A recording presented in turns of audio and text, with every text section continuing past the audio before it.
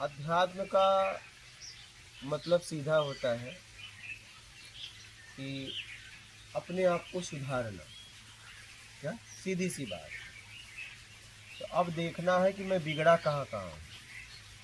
क्या देखना ये है कि मैं बिगड़ा कहाँ कहाँ हूँ, ये आपको खोज करनी है। बात समझ गए कि मैं बिगड़ा कहाँ कहाँ हूँ, तभी आप अपने आप को सुधार पाओगे। तो आध्यात्म का मतलब होता है अपने आप को समझना। आध्यात्मिक मार्ग के द्वारा आपको अपने आप को समझना है। ठीक है, समझ के जीवन को जीना है। आध्यात्मिक व्यक्ति का ये भाव रहता है कि मेरे द्वारा ऐसा कोई भी कार्य ना हो इस दुनिया में जिसकी वजह से किसी को तकलीफ हो। क्या मेरे द्वारा ऐसा कोई गलत कार्य ना हो जाए। हाँ, ऐसा कोई कार्य ना हो कि जिसकी वजह से किसी भी जीव को, किसी भी जंतु को, किसी भी मानव को, किसी को तकलीफ हो, किसी की भावनाओं को ठेस पहुंचे। ऐसा कोई काम ना हो, ऐसा कोई काम नहीं होना चाहिए। आध्यात्मिक व्यक्ति हर व्यक्ति की भावनाओं को समझता है, यहाँ तक जीव के भावनाओं को समझता है, उसको सम्मान देता है और जीवंत होके निकल जाता है।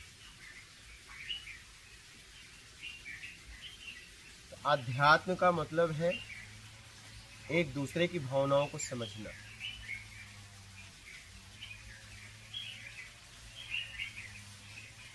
दूसरों के भाव को पढ़ लेना, समझना, पढ़ना नहीं, समझना। हाँ, बिना समझे नहीं बोलना, तुक्का नहीं मारना, समझना, बातचीत करके समझना। ऐसे ही नहीं तुक्का मार देना, नहीं, तब तो आप भटक जाओगे। हाँ, जरूरी नहीं कि बिना बातचीत का हम सामने वाले के बारे में जो निर्णय कर रहे हैं वही सही है। और निर्णय करने वाले हम होते कौन? पहले तो ये निर्णयपन को हटाना पड़ेगा। हम बेमतलब का निर्णय करते रहते हैं, ये अच्छा ये बुरा, तो तुम कौन? तुम कौन? अगर ये अच्छा ये बुरा तो तुम कौन? पूछो अपने आप से।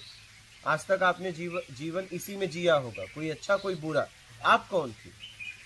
क्योंकि आप तो दोनों में नहीं हो, तो फिर आप कौन हो? मैं भी किसी को अच्छा किसी को बुरा रहता हूँ, मैं भी किसी को वो बात अलग है, वो छोड़ दो। आप किसके लिए अच्छे हो किसके लिए बुरा वो छोड़ दो। आप जब कहते हो ये अच्छा ये बुरा, तो आप कौन? उस वक्त आप कौन होते हो? और ये निर्णय आपको देने का अधिकार किसने दिया? प्रकृति से मिला है, संविधान से मिला है? आपको जीवन जीने के लिए मिला है कि आपको निर्णय करने के लिए मिला है? कौन अच्छा कौन बुरा?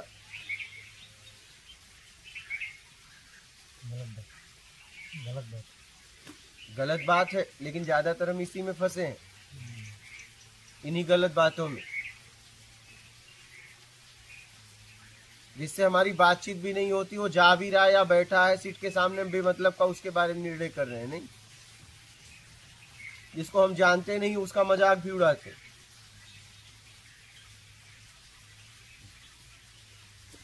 एक संप्रदाय वाले दूसरे संप्रदाय का, एक पंथ वाले दूसरे पंथ का, हो सकता है वो बहुत सज्जन व्यक्ति है, लेकिन बस आप जिस संप्रदाय से जुड़े उसके वो विपरीत है, इसलिए आप उसका मजाक उड़ा रहे हैं। हो सकता है आप मिल जाओ उससे बात करो तो आपको शर्म भी आए कि इतना सज्जन आदमी और मैं इसके बारे में क्या बोल रहा था। लेकिन संप्रदाय समूह का एक नशा है आपको। जब आप उस भीड़ में होते हो तो सज्जन व्यक्ति का भी अपमान करते हो। क्या? जब आप उस भीड़ के साथ हो जाते हो तो अगली भीड़ का बेमतलब का अपमान करते हो। बल मिल जाता है गुरु जी, बल मिलता है, लेकिन उस बल के बाद तो आपको और मानवता दिखानी चाहिए। बेमतलब का किसी व्यक्ति का, किसी समूह का मजाक उड़ा रहे हो। बल का सदुपयोग करो ना। अगर आपके पास ताकत है तो, चाहे वो धन का ताकत हो, चाहे समूह की ताकत हो, उसको लोगों की रक्षा में लगाओ ना। अगर आपको उपयोग ही करना है तो दीन दुखियों के लिए उपयोग करो ना अपनी ताकत का। इस समाज में मानवता का काम करो ना अपने समूह के साथ। समूह का मतलब यही है क्या? एक दूसरे को परेशान करना। इसीलिए समूह तैयार होता है क्या? समूह तो समाज में काम करता है ना, उस बल का सदुपयोग करो ना। ये बल ज्यादा दिन तक थोड़ी न रहेगा। चाहे वो शरीर का बल हो, चाहे वो धन का बल हो, चाहे वो ज्ञान का बल हो, चाहे आपका समूह का बल हो, ज्यादा दिन तक नहीं रहेगा। तो समूह का मतलब होता है कि आप समाज में विश्व कल्याण के लिए कुछ काम करें, तब आपके समूह बनाने का मतलब है। अगर एक समूह आपने ऐसा गठन किया और उस समूह के द्वारा आप कईयों को सता रहे हो, तो ऐसा समूह न हो तो ज्यादा ठीक है। लेकिन ज्यादातर क्या होता है, एक समूह बनता है और एक समूह को सताता है। लड़ाई करने के लिए समूह थोड़ी न होता है। समूह तो मानवता को पैदा करने के लिए होता है, सेवा करने के लिए होता है, सत्कर्म करने के लिए होता है, इसलिए समूह का निर्माण होता है।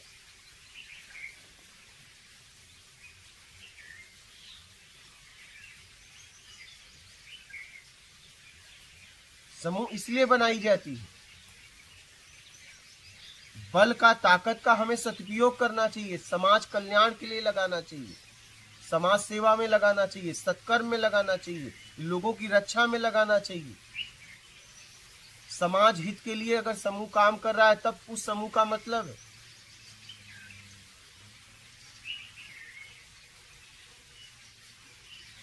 और कोई समूह है तो दोनों समूह को, कईयों समूह को मिलके काम करना चाहिए। मानव कल्याण के लिए, जगत कल्याण के लिए, विश्व कल्याण के लिए मिलकर काम करना चाहिए हमें, आपको, तब समूह का मतलब है।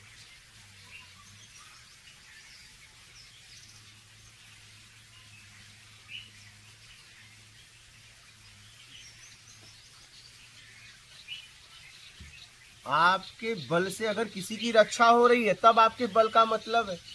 आपके बल से किसी का अपमान हो रहा है तब तो आप राक्षस प्रवृत्ति में जी रहे हैं। आपके ताकत से किसी का अपमान हो रहा है, कोई व्यक्ति परेशान है, कोई परिवार परेशान है, कोई समूह परेशान है, तो ऐसे समूह को तो तोड़ देना चाहिए।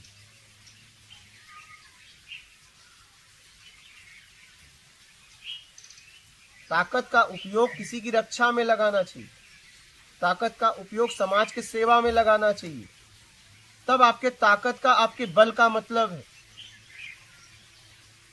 और अगर कोई समूह बना रहा है, गठन कर रहा है और किसी को सताने के लिए, तो जितने हैं उसमें कायर है। क्या है? कायर मिल को, ताकत को इकट्ठा करके किसी को सता रहे हैं। वो अकेले उनकी ताकत नहीं थी। बात समझ रहे? अगर कोई भी ऐसा समूह काम कर रहा है कि किसी समूह को सताने के लिए वो समूह का निर्माण कर रहा है, तो वो समूह के जितने लोग हैं वो कायर है, कमजोर है, उनका कोई व्यक्तिगत ताकत नहीं है, इसलिए उन्होंने समूह में वार किया। बात समझ रहे हैं? समूह का गठन, अपने बल का उपयोग कभी भी समाज सेवा में लगाएं, समाज कल्याण के लिए लगाएं, विश्व कल्याण के लिए लगाएं, अपनी आत्मरक्षा के लिए लगाएं। बात समझ रहे हैं? तब कोई मतलब है।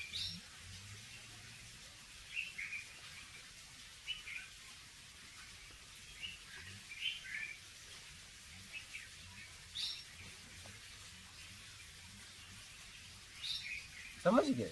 तब बल का मतलब है। गुरुजी, ऐसे अपना बल अगर बढ़ाना हो हमें, तो फिर उसके लिए क्या करना पड़ेगा हमको? अब क्या बल बढ़ाना चाहते हो? शरीर की ताकत तो प्रोटीन की चीजें खाओ, ज्ञान की ताकत तो अध्ययन करो, पैसे की ताकत तो मेहनत करके पैसा कमाओ, यही ताकत होती है।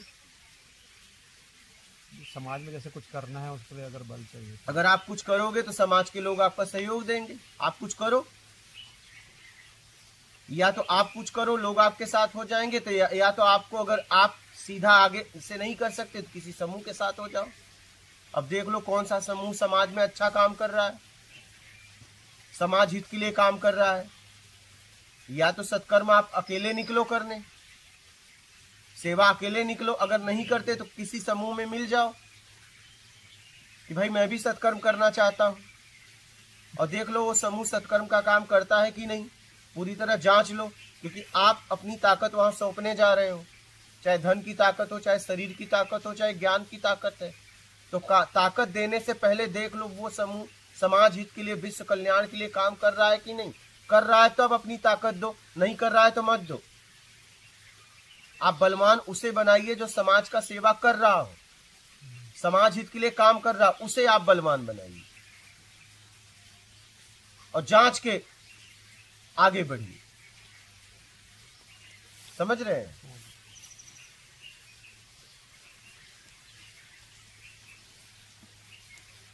समझ गए? मात कर लो।